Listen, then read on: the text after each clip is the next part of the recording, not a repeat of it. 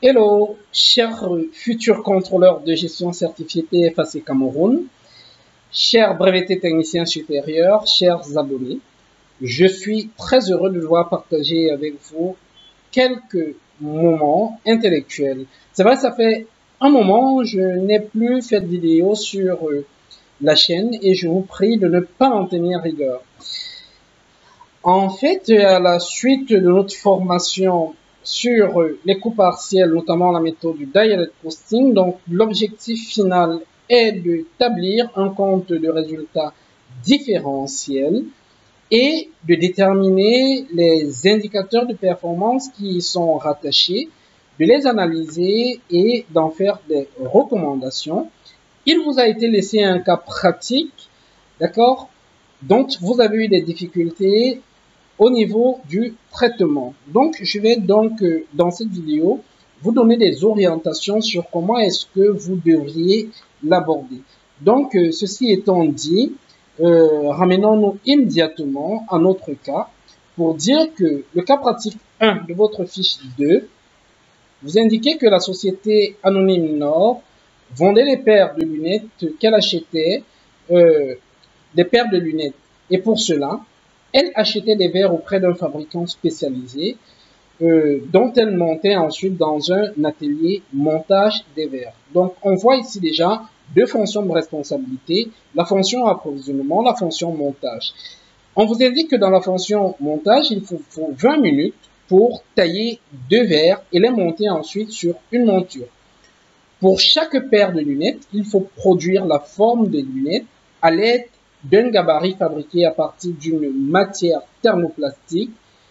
Et aussi, on vous précise que la découpe des verres s'effectue à l'aide d'une machine automatique et que chaque verre doit être fixé à la machine à l'aide d'une ventouse autocollante. Les renseignements suivants concernant l'activité de l'entité pendant le mois de janvier vous sont donnés tels que suit. On vous indique un stock initial de 400 verres évalué à 50 720 francs. Aucune monture en stock initial, aucune lunette montée en stock initial. Par contre, en stock final, on vous dit qu'on retrouve 580 verres. Aucune monture, mais 300 paires de verres de lunettes montées. Il est aussi précisé que la tenue des inventaires est permanente et se fait au coût moyen unitaire pondéré de fin de période. Et que pendant le mois de janvier, l'entité a acheté des verres pour une quantité de 5600 unités à 100 francs l'unité. Elle a aussi acheté des montures pour 250 francs l'unité et en a acheté 2700 unités de monture. Les charges indirectes de production, par contre, sont constituées de la main-d'œuvre des verres et de la main-d'œuvre de montage des verres qui est facturée à 60 francs de l'heure et des ventouses autocollantes qui coûtent 3852 francs. Les charges indirectes sont reparties entre les centres suivants: la gestion du personnel qui est un centre auxiliaire et les centres principaux qui sont l'approvisionnement, l'atelier de montage et la distribution. Le tableau ci-dessous, dont je vais vous faire grâce de la lecture, vous indique donc les informations sur les charges indirectes. Pendant le mois, l'entité a dû produire 2700 paires de lunettes montées et en a vendu 2400 paires de lunettes à 945 francs. Mais il vous est précisé que dans les charges indirectes, on a retrouvé 2980 francs de charges supplétives et 340 de charges non incorporables. On vous demande d'achever le tableau de répartition des charges indirectes, de déterminer le coût de revient d'une lunette et de déterminer le résultat analytique global et unitaire. Voilà en fait le cas qui vous avait été donné et nous allons immédiatement repartir pour essayer de donner des pistes de solution.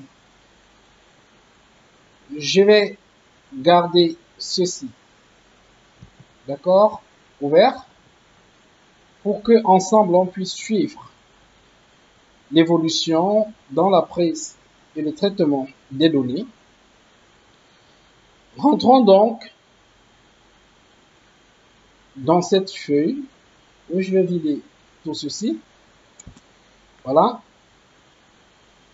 Et on va repartir ensemble. Donc, nous allons, en méthode de direct costing, travailler en 3 étapes. La première étape sera l'étape du traitement des charges, notamment les charges directes et les charges indirectes. Ensuite, on déterminera le coût de revient et enfin le résultat analytique et les indicateurs de performance. Pour le traitement des charges, nous allons commencer par les charges directes. Les charges directes qui sont directement affectées soit aux centres principaux, soit aux produits. Ici, nous avons 3 centres principaux: approvisionnement, production et distribution.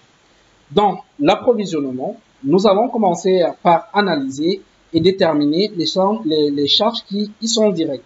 On parlera d'approvisionnement et de stockage. Ce sera la première étape qui consistera à déterminer le coût unitaire, les coûts unitaires et globaux des charges variables directes consommées pour la production de nos 2700 paires de lunettes.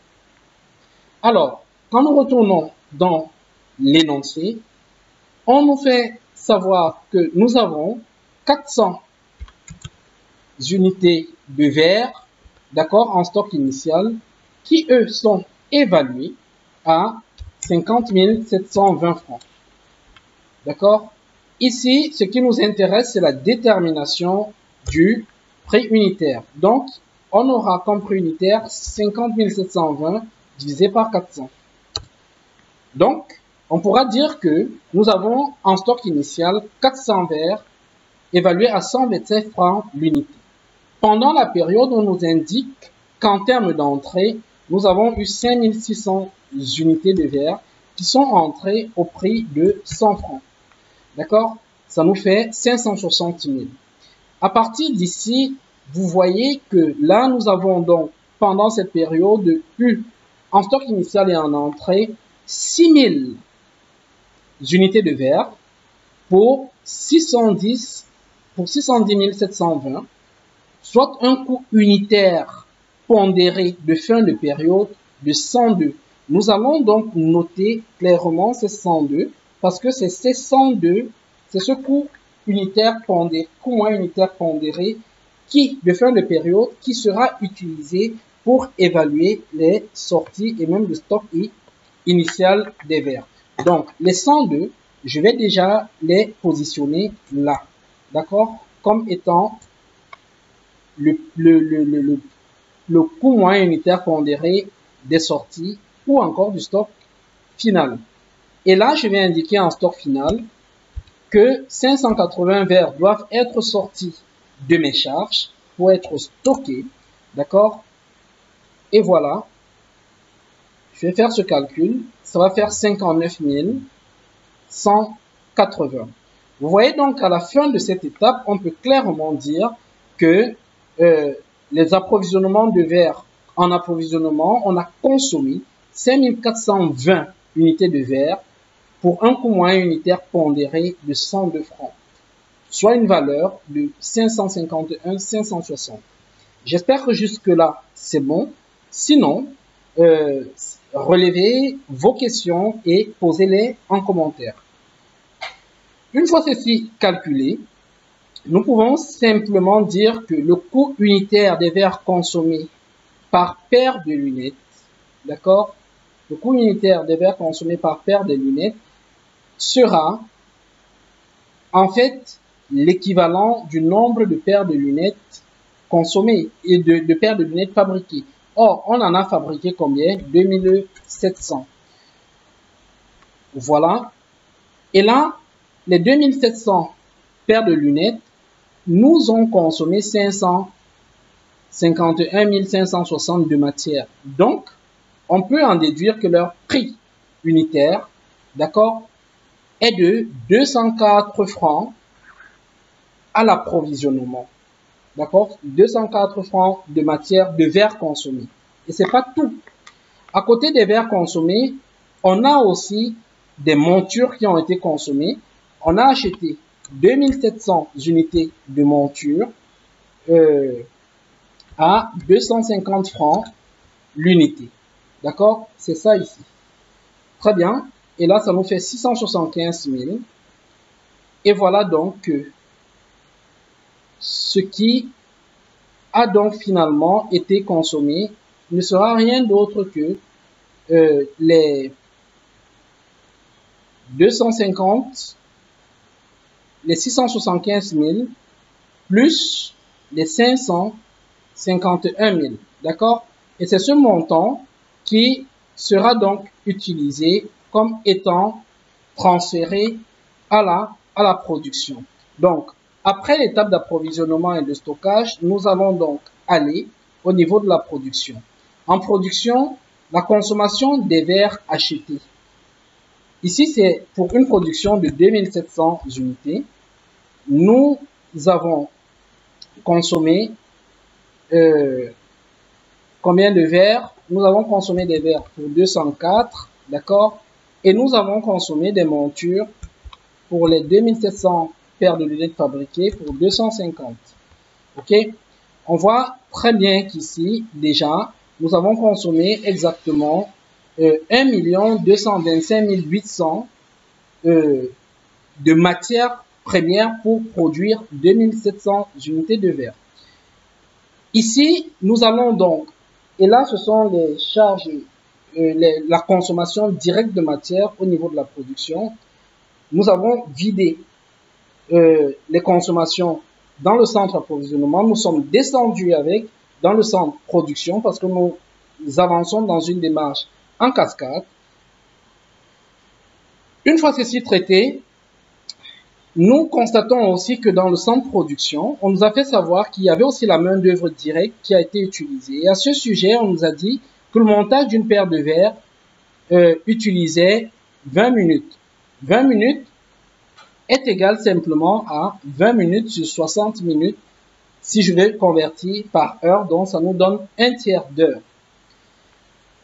Et un tiers d'heure sont utilisés pour produire donc une paire de lunettes. On en a produit 2700 paires. Donc, tout calcul fait, vous aurez 2700 multiplié par un tiers, ça va vous donner combien? Ça va vous donner 900 heures qui ont été facturées à 60 francs, soit 54 000 francs. D'accord? Donc, ici, pour une production de 2700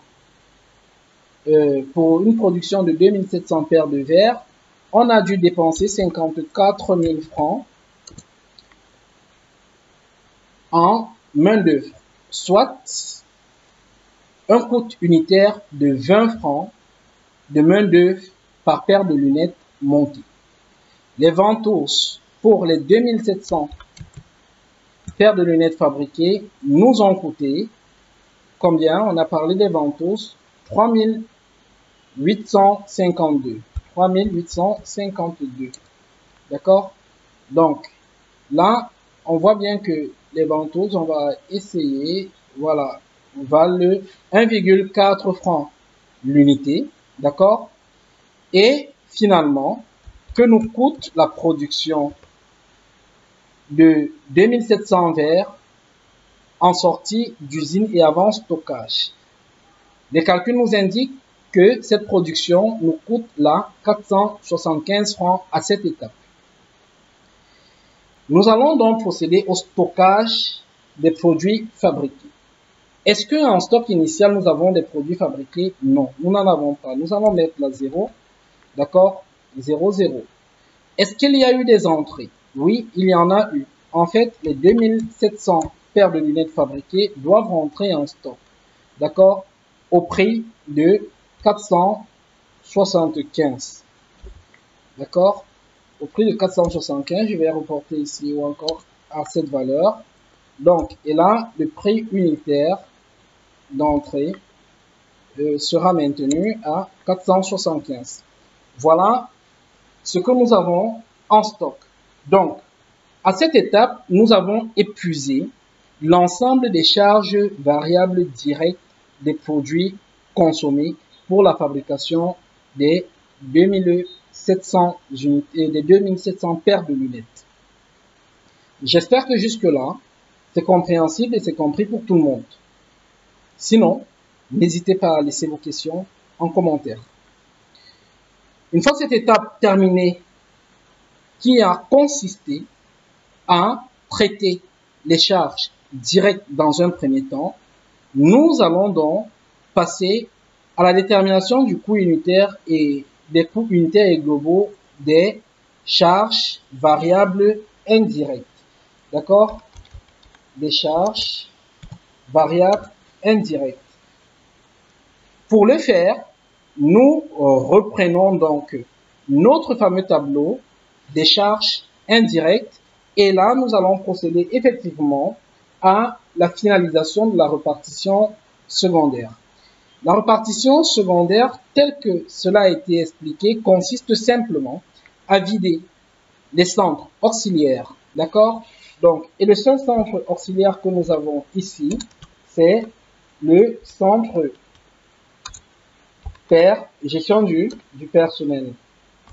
Ça, c'est un centre auxiliaire. Voilà. Donc, son contenu est de 26 800. Donc, c'est ces 26 800 que nous allons repartir selon cette clé de répartition. Donc, nous venons ici, nous allons reporter en moins les 26 800 pour vider ce centre. D'accord? Très bien. Et la répartition va donc être faite en fonction de ces différentes clés de répartition. Donc, on a simplement pris 26 800 fois 10%, ça nous a donné ça, fois 60% ceci, et finalement fois 30% ceci. Très bien. Donc, à partir de là, on peut déduire que le total des charges fixes est donc, dans les centres principaux, sera donc du total initial, d'accord, plus des charges fixes venues des centres auxiliaires. Ça va donc donner 16 800, 43 080 francs et 26 640 pour 86 520. Ceci étant, nous allons utiliser les unités d'œuvre pour pouvoir déterminer le coût des unités d'œuvre consommées à l'achat et des coûts d'unités d'œuvre consommées pour les quantités fabriquées. Donc, ici, dans le premier centre, on vous dit approvisionnement, l'unité d'œuvre, c'est le verre acheté. Ici, nous allons donc nous poser la question de savoir combien de verres avons-nous acheté pendant la période 5600. D'accord? Donc, ça nous donne un coût unitaire de 22 francs, soit 123 200 de charges variables, divisé par 5600, ça nous donne 22 francs. Donc, et les 22 francs sont en fait le coût unitaire par verre acheté. Or, pour monter une paire de lunettes, pour fabriquer une paire de lunettes, on utilise 2 verres. Donc, par paire de lunettes fabriquées, coût unitaire, d'accord, coût par unité fabriquée de paires de lunettes. On va mettre là 2 paires de lunettes. Très bien. Donc, par paire de lunettes, on utilise comme verre, on utilise 2 verres, soit 44 francs. Ici, la main d'œuvre, c'est l'heure de main d'œuvre directe. Vous vous souvenez que là, nous avions calculé le nombre d'heures de main d'œuvre qui était de 900. Donc, nous allons indiquer ici que nous avons 900 heures de main d'œuvre, d'accord? Et là, le coût unitaire de main d'œuvre consommée sera de 37 francs. Et naturellement, c'est consommé pour produire une paire de lunettes. Donc, ça reste pareil. Ici, nous avons ensuite en distribution les paires de lunettes vendues. Et on nous a dit qu'on a vendu pour 2400 paires de lunettes, donc soit 10 francs. D'accord? Et ici, ce sont les paires de lunettes vendues, donc ça reste de 10 francs. Voilà donc les coûts unitaires des charges variables consommées par centre d'analyse. Ce sera très important lorsqu'il faudra établir le tableau, le compte d'exploitation différentiel des quantités vendues. Bien, une fois que c'est déterminé pour les charges indirectes variables, on va regarder ce qu'il en est des charges fixes, des charges indirectes fixes, d'accord? Et ici, voilà, l'unité d'œuvre étant exactement la même, les mêmes quantités seront reportées pour nous donner donc, selon la même analyse, 3 francs, 48 francs et 11 francs. Ici, on pourra donc déduire le montant des charges indirectes consommées pour la fabrication de 2700 paires de lunettes. En approvisionnement, ici, ce sont les charges variables, d'accord? Ici, là, nous parlons là des charges variables indirectes. Donc, nous allons prendre 44 francs, qui est le prix unitaire pour le centre approvisionnement, 37 francs pour le centre production et finalement 10 francs pour le centre distribution. On constate donc que là, en charge variable indirecte, la production de 2700 unités de verre nous a coûté 245 700 francs, soit 91 francs à l'unité. Et naturellement, on peut donc en déduire que le total des charges variables des produits fabriqués, c'est-à-dire des 2700 francs, des 2700 paires de lunettes, ont simplement été la somme des charges variables indirectes et des charges variables directes calculées à l'étape 1. Très bien. Et c'est cette somme qui nous donne donc 1 529 352 francs.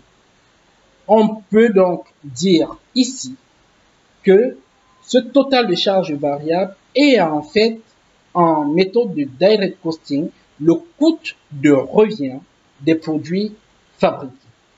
Donc, on conclut que les 2700 paires de lunettes nous ont coûté exactement 566 francs l'unité pour un coût global de 1 529 352.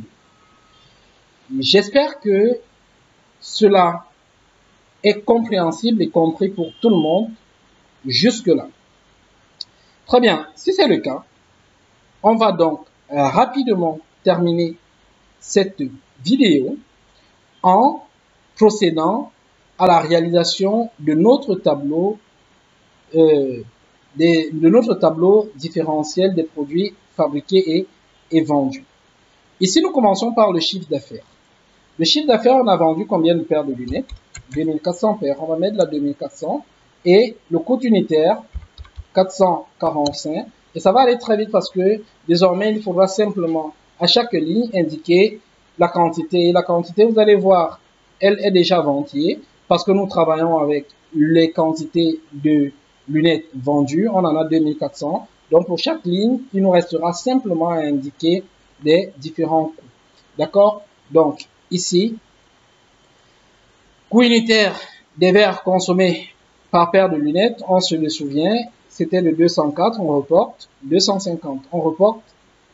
Main d'œuvre indirecte, on avait 20 francs, on reporte. Les ventouses, on avait 1,4 francs, on reporte. Et là, on a bel et bien notre total des charges indirectes des produits vendus qui s'élève à 2400 multiplié par 476.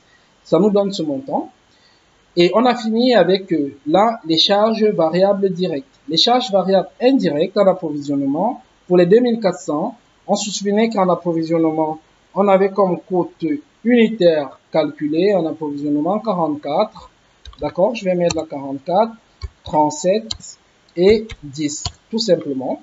Et j'obtiens donc le total de mes charges des produits vendus, d'accord, qui est là. Et je peux donc tranquillement calculer mon total des charges variables des produits vendus en faisant la somme des deux, d'accord, c'est-à-dire 218 400 plus 1 141 700, ça me donne 1 360 100 francs. Donc, pour un coût unitaire, naturellement, qui ne va pas changer, qui sera de 567 francs. D'accord? Bien. La marge sur coût variable, ici, ne sera rien d'autre que la différence entre le chiffre d'affaires, d'accord, 2 268 moins le total des charges variables, c'est-à-dire moins le coût de revient, le total des charges variables des produits vendus, 1 360 000, ça va nous donner 907 900. Très bien. Et là, on peut donc calculer, après la marge sur coût variable, le taux de marge sur coût variable, qui ici sera simplement la marge sur coût variable divisée par le chiffre d'affaires, et ça va nous le multiplier par 100. Ça va nous donner 40% exactement. D'accord? Et une fois que cela est terminé, on peut procéder à l'analyse des charges fixes. Et on se pose la question, est-ce qu'il y en a des charges fixes directes? Non. On va mettre de la 0. D'accord? Les charges fixes indirectes, d'accord, en approvisionnement, pour les deux, je cherche simplement le coût unitaire des différentes charges fixes. On l'avait calculé ici. Coût unitaire des charges fixes, on avait 3 francs en approvisionnement, 48 francs et 11 francs. Donc, ici, on aura 3 francs, 48 francs et 11 francs. D'accord? En charge fixe, on a donc consommé 148 800. Soit un résultat analytique qui n'est rien d'autre que la marge sur coût variable 907 900 moins les charges fixes de 148 800, soit un résultat analytique global de 759 100 francs pour un résultat analytique unitaire de 316. Mais ici, n'oublions pas que nous avions des charges supplétives, d'accord, on nous l'avait dit dans l'énoncé, d'accord, vous ne devez pas oublier cette information, 2980. Ça va permettre d'ajuster notre résultat et les charges non incorporables, je vais les mettre en moins, 340. D'accord? Très bien, donc ça ajuste notre résultat qui va désormais passer à 756 460 et c'est donc ça le résultat global définitif pour un résultat unitaire de 315.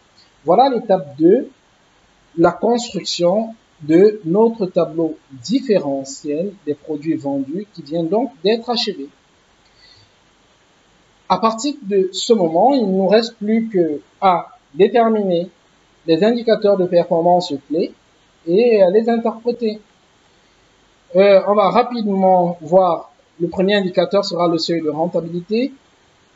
D'accord? Le seuil de rentabilité, que voilà. Donc, ici, vous allez le déterminer simplement en faisant les charges fixes que vous allez diviser par la marge sur coût variable. Et ici, oui, d'accord? Donc, seuil de rentabilité est égal à charge fixe divisé par marge sur coût variable. D'accord?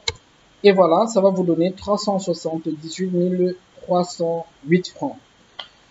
Et ce montant découle d'une vente à 945 francs l'unité. Donc, par ricochet, on peut dire que pour avoir les 378 308 vendus à 945 francs l'unité, il nous faudra avoir vendu exactement 400 paires de lunettes.